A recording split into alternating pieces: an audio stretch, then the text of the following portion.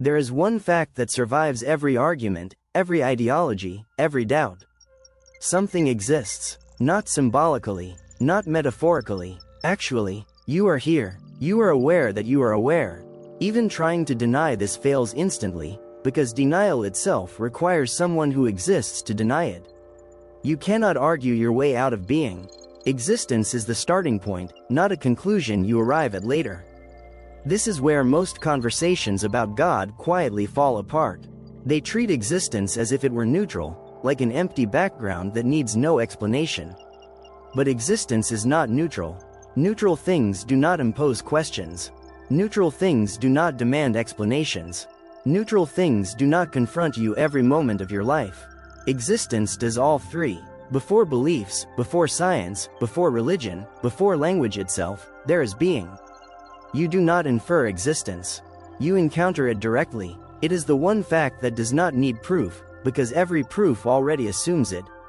Logic assumes it, evidence assumes it, skepticism assumes it. You cannot step outside existence to verify it, because stepping outside would still require you to exist.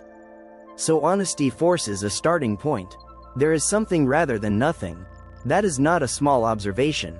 That is the largest fact imaginable, the fact that sits underneath every other fact. Everything you interact with is contingent. It depends on something else in order to exist. You depend on biology. Biology depends on chemistry. Chemistry depends on physics. Physics depends on laws. And those laws do not explain themselves.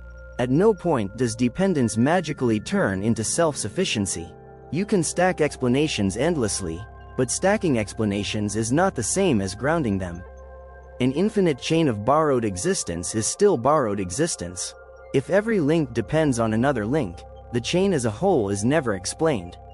Reality forces a choice. Either existence itself is a brute accident with no reason behind it at all, or there is something that exists necessarily, something that does not depend on anything else, something that explains why anything exists in the first place. There is no third option hiding in the shadows. Saying existence just as may sound humble, but it is not an explanation. We do not accept that move anywhere else in life. We look for causes. We look for reasons. Effects point beyond themselves. Dependence points to support. Change points to something stable underneath it. Abandoning that instinct that the biggest question of all is not rigor. It is avoidance. If contingent things exist, then something non-contingent must exist. Not something that happened to exist. Not something that began to exist. But something that must exist.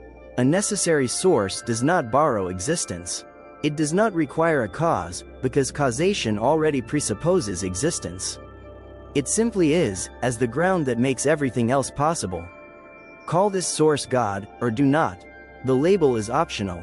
The logic is not. Existence is not passive. It presses in on you. You did not cause yourself. You do not sustain yourself. You woke up inside a reality already running, governed by rules you did not invent. That is not neutrality. That is dependence. And dependence always points beyond itself. The real leap of faith is not believing in God. The real leap is believing that this vast, structured reality has no ultimate explanation at all. God, understood as the necessary ground of being, is not an extra assumption.